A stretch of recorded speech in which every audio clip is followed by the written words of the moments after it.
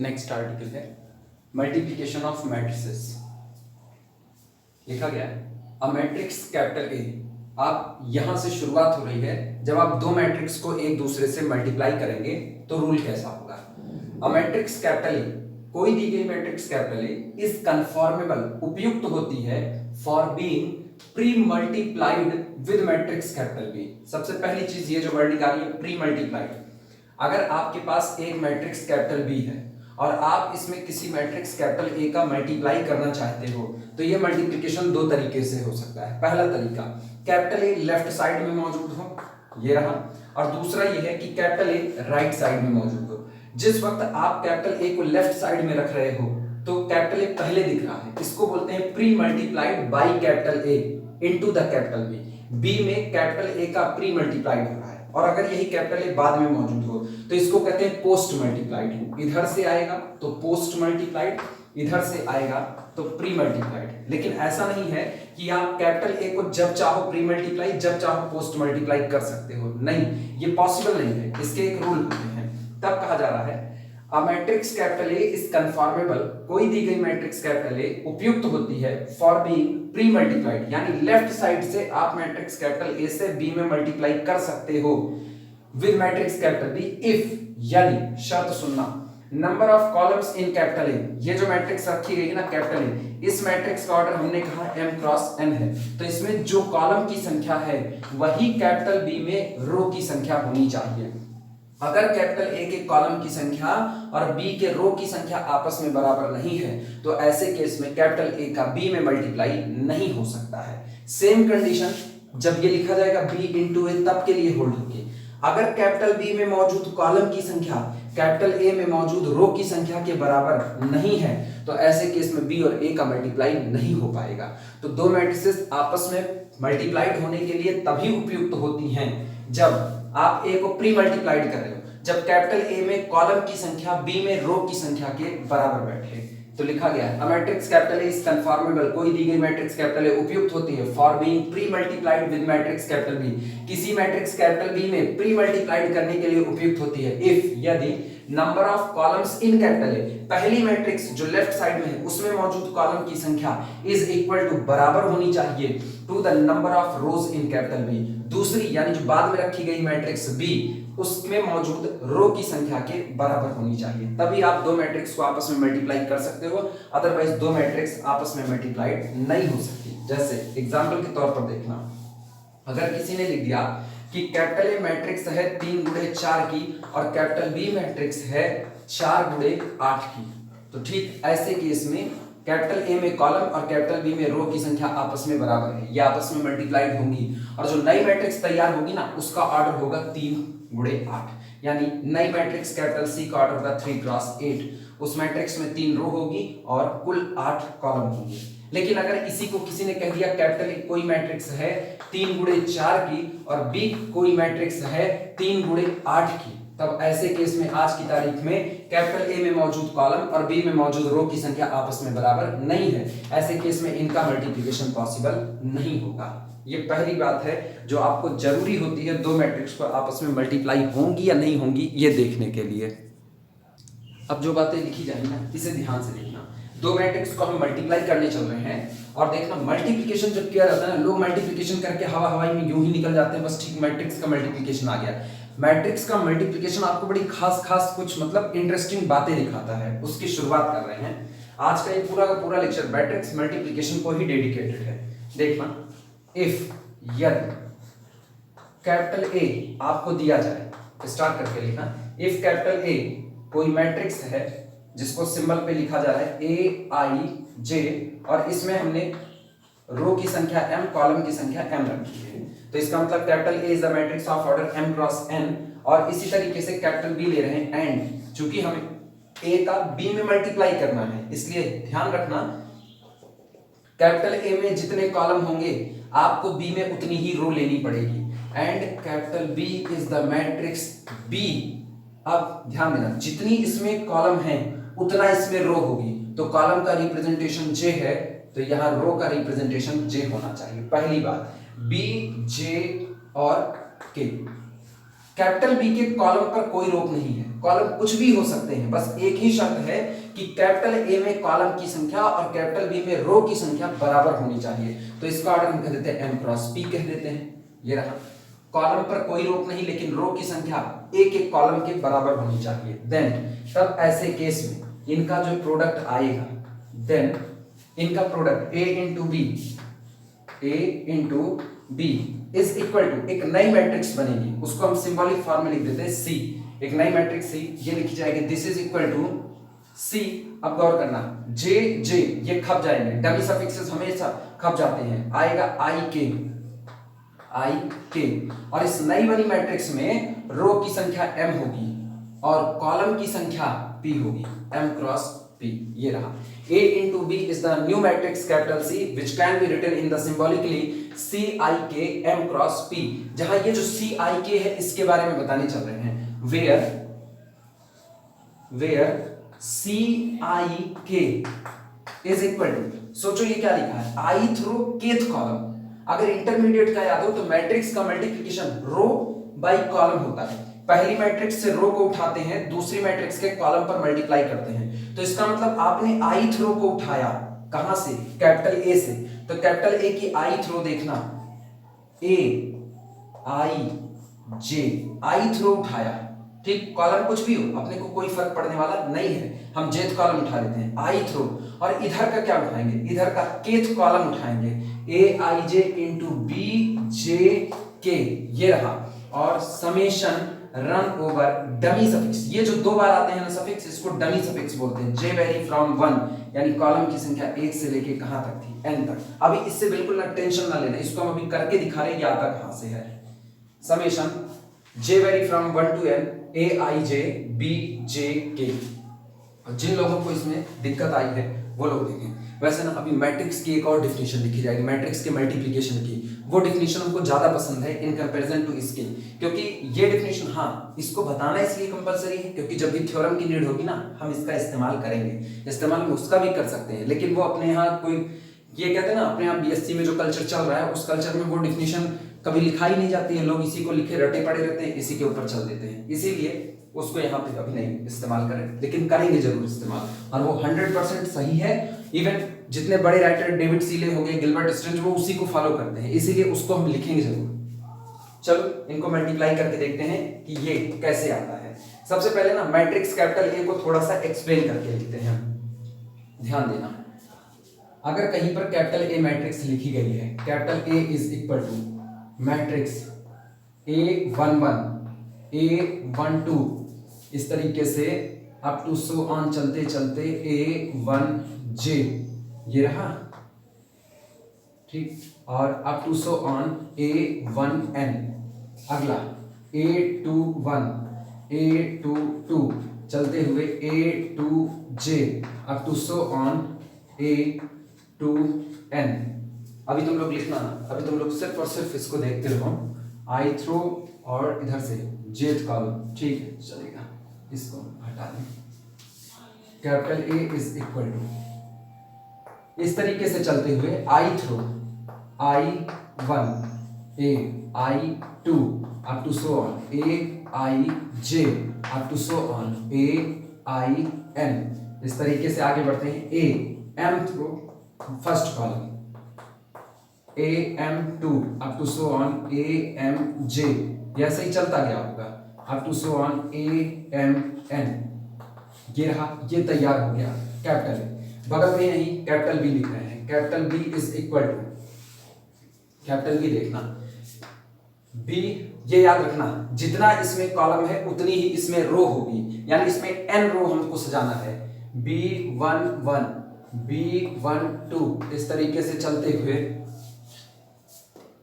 B, और यहां पर कुछ बैलेंस करके ले रहे हैं जिससे जो हमको बनाना है वो हम आसानी से बना सके। ये अप टू सो ऑन इसको ऐसे ही लगा देना, उसके बाद ये ऐसे ही चलते हुए B11 B12 up to so on चलते हुए हम इसमें मान लेते हैं कि बी में जो टोटल ये चमक आ रही है, रुको इसे सही करते हैं, बी को हम थोड़ा नीचे बना रहे हैं, उधर चमक आ रही होगी, ठीक, देखना बी को लिख रहे हैं B11 B12 up to so on चलते हुए B1 के, ये केथ कॉलम आया। और इस तरीके से चलते हुए B1P, हम इस पे P मान करके चल रहे हैं, ये जो यहां माने गए हैं। टोटल n रो होगी और P कॉलम होगा। इस तरीके से सेकंड वाला देखना, B21, ठीक, B22 up to so on B2K up to so on B2P। और इस तरीके से आगे बढ़ते हुए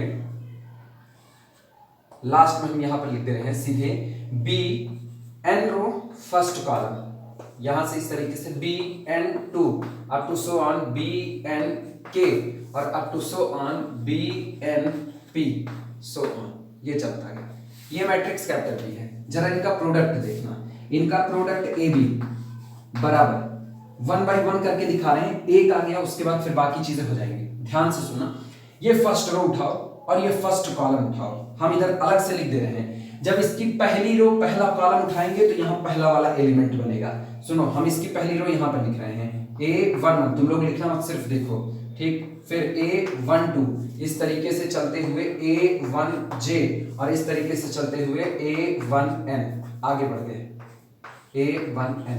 ये पहली रो है कैपिटल A की और इसका कॉलम ऐसा लिखेंगे। इसका कॉलम देखना, B11, B12 चलते चलते B1N। जरा दोनों का मल्टीप्लाई करो, first row first column, this into this, यानी कि अपने पास यहां आ रहा है, यहां लिख रहे हैं A11 इंटू B11, कुछ लिखना सिर्फ देख लो, A12 into B12, A12 into B, हाँ A12 B12, अगला देखना प्लस A13, यहां से अगला वाला यहां आगे A13, तो यहां कितना होगा, फर्स्ट रो फर्स्ट कॉलम, ये कुछ गलत है, ये 2 होना चाहिए था, ओहो ये गलत चल गए। पहला कॉलम उठा रहे हैं B11, B21 और सो ऑन चलते हुए BN1, तो इसका मतलब ये सही, ये प्रोडक्ट गलत आएगा फिर इस हिसाब से। तो देखना, first row first column A11 B11, A11 B11, अगला A12 B21 plus A12 B21, तो अगला कौन A13, लेकिन यहां कौन B31, तो प्लस A13 B31। और सोचो इस हिसाब से ये ऐसे ही चलता जाएगा तो लास्ट क्या बने A1N BN1। तब हम इस पूरे को मिटा दे रहे हैं, यहां अपने पास आया प्लस सो ऑन चलते चलते प्लस A1N BN1। गौर करो, 1 1 पहला सफिक्स 1 और B का लास्ट सफिक्स 1, A का पहला सफिक्स 1 B का लास्ट सफिक्स 1, A का पहला सफिक्स 1 B का लास्ट सफिक्स 1, A का पहला सफिक्स 1 B का लास्ट सफिक्स 1। जब आप फर्स्ट रो फर्स्ट कॉलम में हो तो A का पहला सफिक्स 1 B का लास्ट सफिक्स 1 बैठ रहा है, लेकिन जब मिड वाले सफिक्स देखो, पहली बार 1, दूसरी बार 2, तीसरी बार 3, चौथी बार 4, लास्ट में N, तो इसका मतलब ये पूरी बात ना समेट करके लिखी जा सकती है सिग्मा या समेशन A1J BJ1, पहला 1 लास्ट का 1 और बीच वाला वेरी कर रहा है, J वेरी कर रहा है 1 से लेके N तक, यानी इस पूरे को मिटा करके हम पहला एलिमेंट भर सकते हैं यहां पर समेशन, गौर करो, समेशन A1J BJ1 और J वेरी कर रहा है 1 से लेकर के N तक। ये पहला एलिमेंट आया फर्स्ट रो फर्स्ट कॉलम। अब की फिर सुनना, अभी बिल्कुल हड़बड़ाहट ना करना, ध्यान देना, फर्स्ट रो सेकंड कॉलम उठा रहे हैं, इसको हम मिटा दे रहे हैं, इधर ज्यादा अच्छे से दिखेगा, वहां जिससे भरते चलेंगे। देखो, सेकंड रो फर्स्ट कॉलम उठाओ या फर्स्ट रो सेकंड कॉलम, जो मर्जी उठाओ, चलो फर्स्ट रो सेकंड कॉलम उठाते हैं। फर्स्ट रो देखना, A11 A12 से चलते चलते A1N, ये पहली रो हो गई। अच्छा, सेकंड कॉलम देखना, सेकंड कॉलम है B12 B22, ठीक, इस तरीके से चलते चलते सो ऑन BN2, ये सेकंड कॉलम। जरा मल्टीप्लाई करो, दोनों का मल्टीप्लाई, फर्स्ट से मल्टीप्लाई, यानी A11 और B12, first row second column, wording पकड़ेगा, first row second column, A12 B22 plus A12 B22, चलते चलते लास्ट करें A1N BN2 plus so on plus A1N BN2। अब गौर करो, ये फर्स्ट रो सेकंड कॉलम तैयार हो रहा है, तो सोचो first row second column, first row second column, first row second column, यानी आप जिस कॉलम को तैयार कर रहे हो उसमें पहला सफिक्स रो बता रहा है, लास्ट का सफिक्स कॉलम, और बीच वाला हर बार वेरी कर रहा है। बीच वाला देखना 1 2 3 n, यानी समेट करके लिख सकते हैं सिग्मा A1J BJ2 और J vary from 1 to n, पहला 1 दूसरा 2 और बीच का वेरी कर गया, यानी फर्स्ट रो सेकंड कॉलम का एलिमेंट हुआ summation A first row, J vary करेगा BJ2 और J vary from 1 to n, ये रहा। अब तो नकल पहले के लिए, अब तो ये, अब अगर ये B कुछ हट भी जाए, हालांकि हम इसको हटाएंगे नहीं, ये तुम लोगों को लिखना पड़ेगा।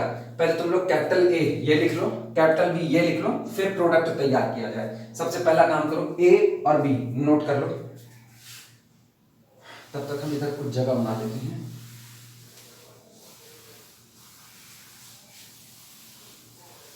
हम प्रोडक्ट इधर लिख दे रहे हैं, AB इज इक्वल टू, यहां पर लिख रहे हैं, तुम लोग उसको नोट करते रहो। Summation first row first column तैयार कर रहे हैं, तो पहला सफिक्स 1 लास्ट का सफिक्स 1, A1J BJ1 और J वेरी करेगा 1 से लेके n तक।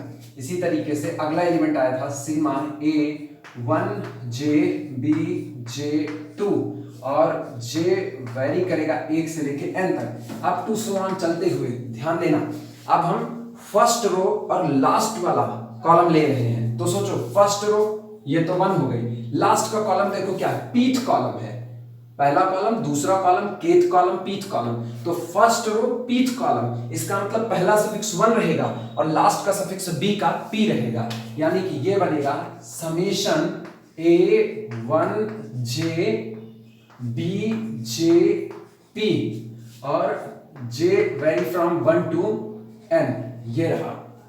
फिर सुनना, अब इसी तरह से धीमे धीमे अब ये पैटर्न सीखो। अगला पैटर्न देखना, अब हम लोग आ रहे हैं ना सेकेंड रो फर्स्ट कॉलम में, हम करके दिखाते हैं इस बात को। ये सेकेंड रो और ये फर्स्ट कॉलम, ध्यान से देखना, सेकेंड रो उठा रहे हैं A21, ठीक, अगला देखना A22, अगला कौन, इस तरीके से चलते हुए A2J, इस तरीके से चलते हुए A2N, ये सेकेंड रो है। अच्छा फर्स्ट कॉलम देखना, फर्स्ट कॉलम अपने पास है B11 B21 सो ऑन चलते हुए BN1, लो सेकेंड रो फर्स्ट कॉलम, जरा मल्टीप्लाई करो A21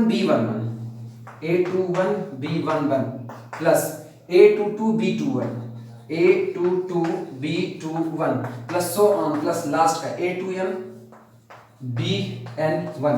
सोचो तैयार क्या करें, सेकेंड रो फर्स्ट कॉलम, तो ये सेकेंड रो फर्स्ट कॉलम, पहले और लास्ट सफिक्स पर निगाह डालो बस, second row first column, second row first column, second row first column, और बीच वाला फिर वेरी कर रहा है 1 2 सो ऑन n। इसका मतलब ये तैयार हुआ समेशन A सेकेंड रो और फर्स्ट कॉलम, तो A2J BJ1 और फिर से वापस J vary from 1 to n। अगला सेकेंड रो सेकेंड कॉलम, यानी summation A second row 2J BJ second column और उसके बाद J vary from 1 to n up to so on, last में देखना summation second row pth column, तो A2J BJ pth column और यहां पर J vary from 1 to n, ये रहा। अप टू सो ऑन चलते हुए इस तरीके से हम हर एक बात लिख सकते हैं, ठीक, दिमाग में बैठा ना। अगर हम ith रो केथ कॉलम लिख रहे थे तो क्या लिखते, ith रो केथ कॉलम समेशन ith रो ith रो Aij BJ के केथ कॉलम और J vary from 1 to n, इसी को तो हम लोग कहते हैं, इसी को एक जोड़ोगे, सोचो जब सारे लोगों को जोड़ोगे तो एक एलिमेंट तैयार होगा और वो एलिमेंट बैठेगा ith रो केथ कॉलम, यानी CIK, ये एलिमेंट तैयार। इसीलिए लिखा गया कि जब आप मैट्रिक्स A इंटू B का प्रोडक्ट करते हो तो जो नई मैट्रिक्स बनती है उसका जनरल एलिमेंट CIK होता है, और CIK और कुछ नहीं है, CIK ith रो jth कॉलम का प्रोडक्ट है, ये रहा CIK समेशन Aij BJ। उम्मीद करते हैं कि ये बात समझ आई होगी, फिर भी अगर किसी को ना समझाए तो बिल्कुल ग्रुप में मैसेज करके बेझिझक बोल सकते हैं, हम इसको और डिस्क्रिप्टिव पन्ने पर सॉल्व करके भेजेंगे। चलो लास्ट में लिखते हैं, इसका मतलब अब इसको लिखा जा सकता है समेशन, लास्ट में आओ सोचो क्या है, m th row first column, m th row second column, m th row pth column, यानी लिखा क्या जाएगा summation a m th row m j Michael Jackson, b j 1 first column और j vary from 1 to n, ये रहा।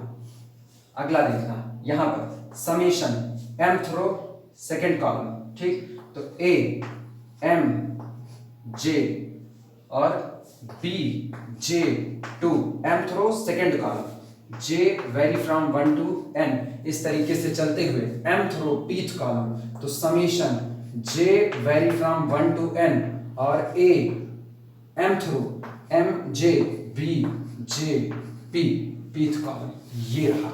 ये होता है दो मैट्रिक्स का प्रोडक्ट। पता है जिस दिन इसी को जनरलाइजेशन में लिखना होता ना, छोटे से इतना फैला के ना लिखना चाहिए, सिंपली लिखते हैं this is the C I के, यानी आई थ्रो केथ कॉलम का एलिमेंट, बड़ा छोटा सा स्मॉल सी है, कैपिटल सी नहीं है। और ऑर्डर देखना क्या होगा, ऑर्डर, इस मैट्रिक्स का ऑर्डर देखना, इसमें रो की संख्या m, कॉलम की संख्या n, इस मैट्रिक्स में कॉलम की संख्या n, रो की संख्या p, तो प्रोडक्ट में होगा m क्रॉस p, यानी ये होगा m क्रॉस p। और जहां पर सी आई के, अब तो बता सकते हो सी आई के आई थ्रो केथ कॉलम, तो देखो a i j b j k, ठीक, और आगे बैठा तो समेशन, क्योंकि आप सबको जोड़ रहे हो, और j vary from 1 to n, ये रहा। This is the product a into b। अब नोट कर लो पूरा, इसकी रिक्वायरमेंट नहीं है, अब हम पूरा प्रोडक्ट करके इसीलिए दिखा दिए कि ये कंफ्यूजन ना हो क्यों C I K is equal to summation A I J B J K लिख दिया जाता है। पहले ये पूरा नोट कर लो।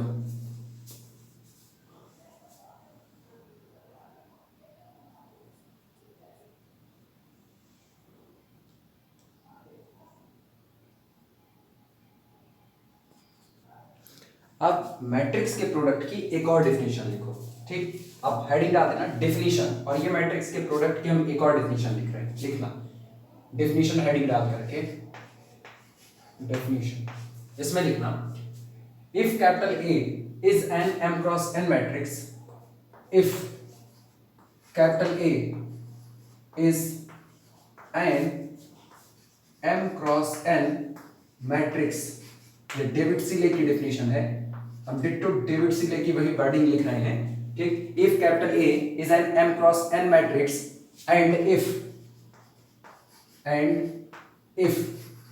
अगर कैपिटल A कोई m क्रॉस n की मैट्रिक्स है, मतलब ऐसी मैट्रिक्स जिसमें m रो और n कॉलम है, and if capital B is an n cross p matrix, n cross p matrix, ठीक, देन या n cross p matrix with column, अब कैपिटल B के कॉलम के बारे में बताया जा रहा है, विद कॉलम B1, अच्छा कॉलम को ना कॉलम वेक्टर भी कहा जाता है, जैसे लीनियर अलजेब्रा शुरू होगा तो वहां पर ये पता चलेगा ना दो तरह की क्वांटिटी रिप्रेजेंट की जाएगी, एक स्केलर एक वेक्टर, लेकिन खैर वो लीनियर अलजेब्रा का हिस्सा है। अभी बस इतना जानो, किसी मैट्रिक्स का जो कॉलम होता है उसको कॉलम वेक्टर भी कहते हैं, किसी मैट्रिक्स की जो रो होती है उसको रो वेक्टर भी कहते हैं, तो इसीलिए बस खाली एक सिंबल के तौर पर कहते हैं, इसलिए ऐसा, या तो बोल्ड लिखो, अब बोल्ड हम लोग तो लिख सकते, तो हम लोग क्या करते हैं ना ऊपर वेक्टर का साइन लगा देते हैं, लेकिन ये वेक्टर वो वेक्टर नहीं है जिसको आप ये कह सको कि इसके पास डायरेक्शन मैग्नीट्यूड होगा। लीनियर अलजेब्रा चलने पर आपको ये बात बहुत क्लियर पता चलेगी। अभी की तारीख में सिर्फ ये मानो, अभी हमने केवल इस पर वेक्टर का सिंबल इसलिए लगाया है क्योंकि इसका एक नाम होता है कॉलम वेक्टर और रो वेक्टर, बाद में ये सारे अंतर पता चलेंगे। And capital B is an n cross p matrix, ठीक, with column vector B1 vector B2 so on vector BP, क्योंकि कैपिटल B के पास टोटल P कॉलम है, तो पहला कॉलम B1, दूसरा कॉलम B2, तीसरा कॉलम B3, लास्ट का column BP, ठीक। Then the product AB, then the product, तब इन मैट्रिक्स का जो प्रोडक्ट AB होगा, then the product AB, then the product AB is the m cross p matrix, is the m cross p matrix, तब इनका product एक और matrix होगी जिसका ऑर्डर या जिसकी साइज m क्रॉस p होगा, m cross p matrix whose columns are, और देखो इसके कॉलम्स कितने बताए जा रहे हैं, हुज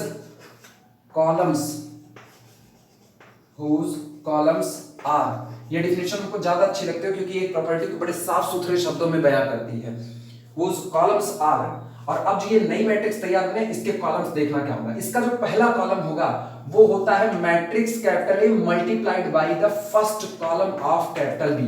पहला कॉलम पूरी मैट्रिक्स कैपिटल ए में कैपिटल बी के पहले कॉलम का मल्टीप्लाई करो, जो कॉलम वेक्टर तैयार होगा ना वो प्रोडक्ट ए बी का पहला कॉलम होगा। दूसरा कॉलम सुनना, matrix capital A into the second column of matrix capital B AB2।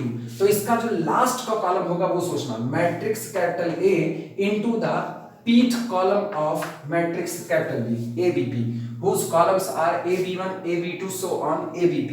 यानी दैट इज, अर्थात हम लिख सकते हैं that is the product AB is equal to A into, सोचो A और B को लिख रहे हैं, B मैट्रिक्स को ना उसके कॉलम के फॉर्म में लिख रहे हैं। B का पहला कॉलम है B1, दूसरा कॉलम है B2 सो ऑन, लास्ट का कॉलम है BP। जिन लोगों को इसमें दिक्कत है ना वो लोग समझें, कोई भी इस मैट्रिक्स का ऑर्डर जो अभी लिखी गई है ये कैपिटल बी, कोई भी इसका ऑर्डर ये नहीं कहेगा कि एक रो है और P कॉलम है 1 क्रॉस P, नहीं, ये बात गलत होगी, ध्यान देना। जैसे किसी ने मैट्रिक्स कैपिटल बी लिखी है, मैट्रिक्स लिखा 1 2 3 4 2 1 3 2 2, ऐसा 3 क्रॉस 3 की मैट्रिक्स लिखी, तो आप चाहो सिंबल के फॉर्म में आप ये कह सकते हो भैया ये जो लिखा गया है पहला कॉलम पूरा 1 2 3, हम इस पूरे पहले कॉलम को एक कॉलम वेक्टर नाम देंगे, यानी हम कह देंगे vector B1 is equal to, आपको दिया गया है 1 2 3, ये रहा। आपको वेक्टर B2 बराबर दिया गया है सेकंड कॉलम 4 2 1, आपको वेक्टर B3 बराबर दिया गया है थर्ड कॉलम कौन सा 3 2 2। तो आप जब मर्जी आप चाहो सिंबॉलिक फॉर्म में इसको लिख सकते हो वेक्टर B1 वेक्टर B2 और इसे लिख सकते हो वेक्टर B3, ये रहा सामने मौजूद। यही मैट्रिक्स इस तरीके से लिखी गई है। तो कैपिटल बी में टोटल n रो थी और p कॉलम थे, ठीक। तो कैपिटल बी को लिखा गया है vector B1 vector B2 vector BP। अब वापस सुनना, इन्होंने क्या कहा, जो प्रोडक्ट हो AB होगा, प्रोडक्ट AB वो भी एक मैट्रिक्स होगी, तो ठीक है चलो इसको भी एक मैट्रिक्स के फॉर्म में लिखते हैं। प्रोडक्ट AB एक मैट्रिक्स होगी और उस मैट्रिक्स का पहला कॉलम देखो क्या है AB1, मैट्रिक्स का दूसरा कॉलम क्या है AB2, मैट्रिक्स का लास्ट का कॉलम क्या होगा ABP, ये रहा AB1 AB2 ABP, up to so on ऐसे बीच का है, ठीक। इसका मतलब अगर आपको किसी ने ऐसा कहा कि मैट्रिक्स कैपिटल B का पहला कॉलम है B1 B2 और B3, ये कहा किसी ने, तो बोलो प्रोडक्ट AB क्या होगा, तो आप सीधे करो ना, B1 पे A का मल्टीप्लाई, B2 पे A का प्री मल्टीप्लाई, B3 पे A का प्री मल्टीप्लाई, ये होता है प्रोडक्ट AB। अब इससे जो एक इंटरेस्टिंग फैक्ट निकल करके आता है, उस इंटरेस्टिंग फैक्ट को सुनना। इंटरेस्टिंग फैक्ट ये है AB1 AB2 ABP ऐसा लिखा गया है प्रोडक्ट में। अगर किसी ने कहा कि आपको जो मैट्रिक्स कैपिटल B दी गई है इसके पास टोटल P कॉलम थे और इन P कॉलम में से सेकंड कॉलम, ध्यान से सुनना, सेकंड कॉलम थर्ड कॉलम और 10th कॉलम, ये कॉलम आपके कंप्लीटली नल हो गए या जीरो कॉलम हो गए। जीरो कॉलम का मतलब ना एक ऐसा कॉलम जिसकी हर एंट्री जीरो भरी गई हो, उसको जीरो कॉलम बोलते हैं। सोचो नाम क्या दिया, सेकंड कॉलम जीरो है, थर्ड कॉलम जीरो है, 10th कॉलम जीरो है, मतलब सोचना ये जीरो वेक्टर है। तो जीरो वेक्टर पे मैट्रिक्स कैपिटल ए का मल्टीप्लाई करोगे तो रिजल्ट क्या तैयार होगा, जीरो वेक्टर, मतलब एक ऐसा कॉलम तैयार हुआ जिसकी हर एंट्री जीरो भरी गई है। यानी प्रोडक्ट AB में अगर कैपिटल B का सेकंड कॉलम जीरो होगा तो प्रोडक्ट AB का भी सेकंड कॉलम जीरो होगा।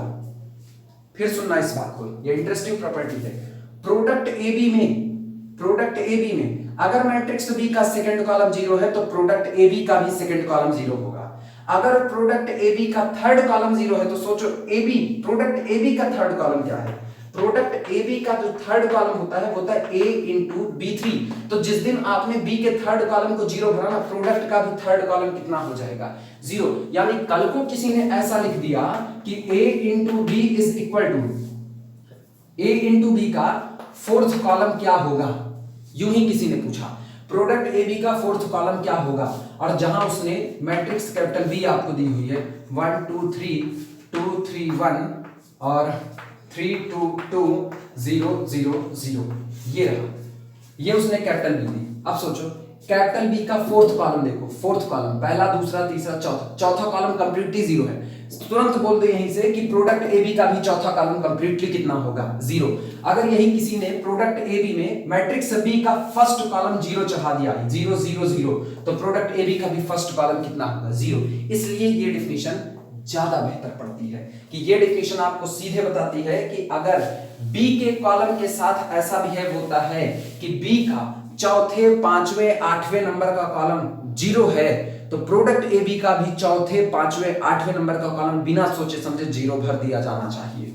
ये रहा product A B is equal to A B one A B two A B P, और ये जो मैट्रिक्स होगी ना इसका ऑर्डर होगा m क्रॉस p। नोट कर लो इस डिफिनेशन को, ये बेस्ट डिफिनेशन है।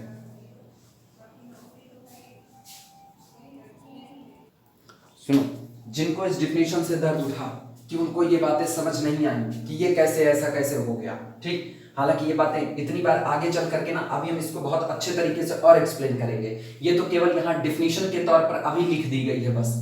आगे ये डिफिनेशन आपको एसोसिएटिविटी, मैट्रिक्स का मल्टीप्लिकेशन एसोसिएटिव होता है, ये जब आप नॉर्मल रूल से प्रूफ करने जाते हो ना तो आपके सिर पैर सब जगह दर्द होना शुरू होता है, लेकिन जब आप इसको इस तरीके से प्रूफ करते हो ना इस डिफिनेशन का इस्तेमाल करके, तो एसोसिएटिविटी मुश्किल से 2 लाइन में प्रूफ हो जाती है कि आपका मैट्रिक्स का मल्टीप्लिकेशन एसोसिएटिव। बस उसके लिए एक सब रिजल्ट की जरूरत पड़ेगी जो हम अभी प्रूफ कर देंगे, लेकिन उसे इस लेक्चर में नहीं अगले लेक्चर में प्रूफ करेंगे। पहले उनके लिए काम करते हैं जिनको इस तामझाम में दिक्कत हुई, तो ये तामझाम जिसको नहीं आया ना उसके लिए भी एक रास्ता है, जब आप ये बोल सकते हो कि रो और कॉलम का कैसा बिहेव होता है, तब देखना, ध्यान से सुनना, क्योंकि अब ये नहीं समझ में आया ना तो इसके बाद रास्ते बंद हो जाते हैं। कैपिटल ए मैट्रिक्स देखना, कैपिटल ए मैट्रिक्स हम ले रहे हैं, या इसको लिख देना alternative way, capital A matrix, गौर से सुनना, कैपिटल ए को लिया गया A11 A12 इस तरीके से चलते हुए A1n, ठीक, A21 A22 so on A2n, इस तरीके से आगे बढ़ते हुए लास्ट में हमने ले लिया AN1 या M होती ना, हाँ AM1 AM1 AM2 so on AMN, ये हो गया कैपिटल ए, ऐसा, ठीक।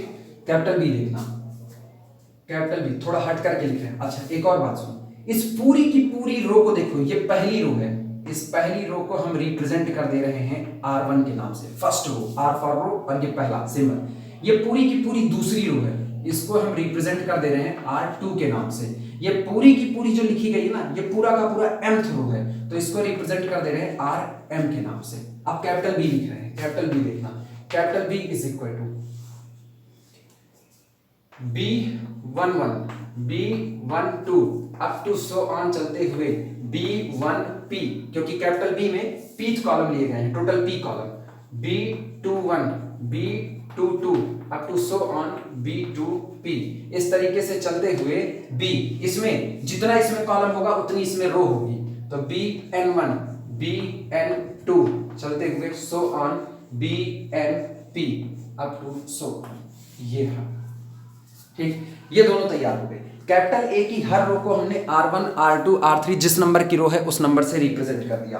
अब गौर करो, यही कैपिटल बी के साथ कर रहे हैं हम, नीचे बातें लिख दे रहे हैं, ऊपर हो सकता है चमक आ रही हो, तो ये जो आपका है ना, ये फर्स्ट कॉलम है, इस फर्स्ट कॉलम को C1 लिख रहे हैं, यही बात हम ऊपर लिख रहे हैं, ये पहला कॉलम आपका जो है इसको हम C1 लिख रहे हैं, ये जो आपका सेकंड कॉलम है इसको हम यहाँ ऊपर C2 लिख रहे हैं, यानी ये नीचे दिखा दे रहे हैं, ऊपर हो सकता है चमक आ रही हो।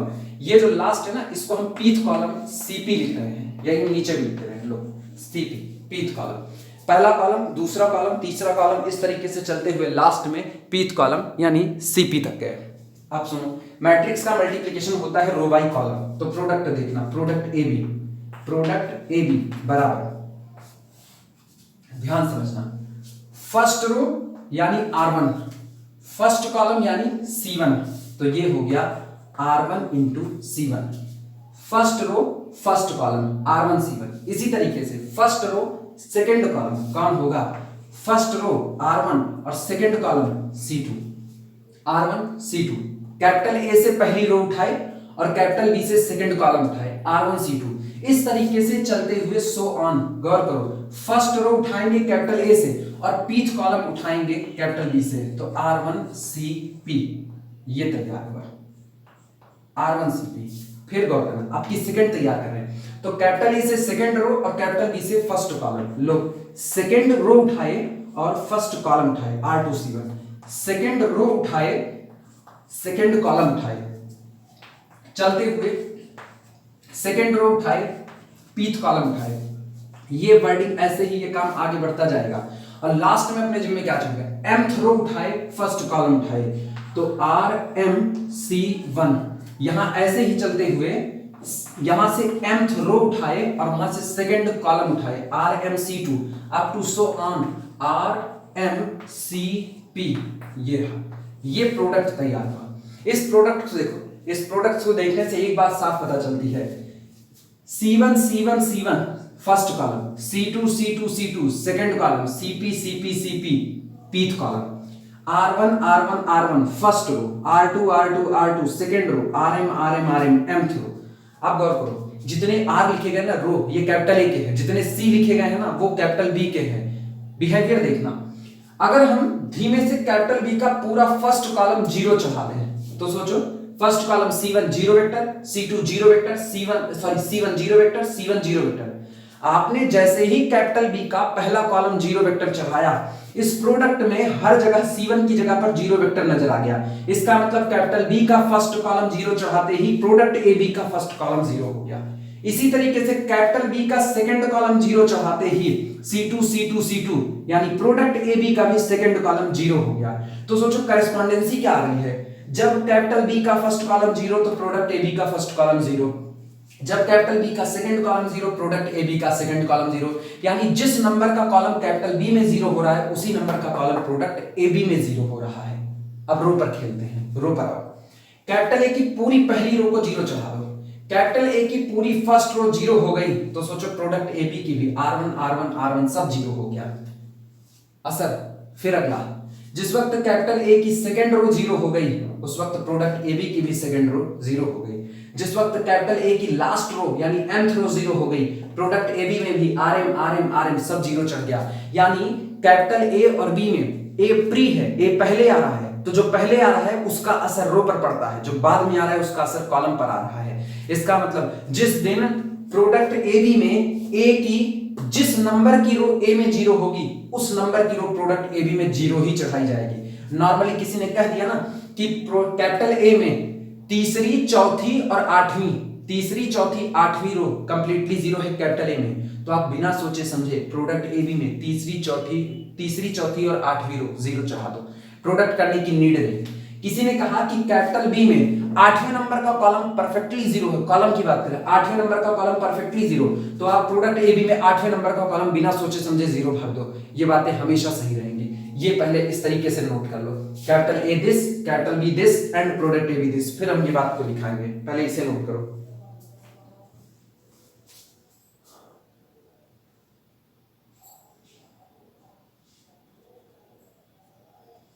विवेचना, डिडक्शन, इस आधार पे जो दो बातें निकल करके आई वो दोनों बातें लिखना। पहली बात, if ith row of capital A, पहली वाली मैट्रिक्स की बात कर रहे हैं, if ith row of capital A is zero, अगर कैपिटल ए की किसी ith नंबर की रो जीरो हो जाती है, कुछ भी हो सकती है ये रो, ठीक, देन तब ith row of A B, तब उसी नंबर की रो प्रोडक्ट में भी हमेशा आल्सो कैसी होगी, zero row. If ith row of capital A is zero row, then ith row of product AB is also the zero row. If आप column की बात करते हैं, if jth column of capital B is zero, अगर capital B में jth number का column zero होगा तो प्रोडक्ट AB में भी jth नंबर का कॉलम जीरो होगा। If jth column of capital B is zero, then the jth column of product AB is also zero column. ये दो बातें जो सबसे इंपॉर्टेंट निकल करके आई, इनको नोट करो।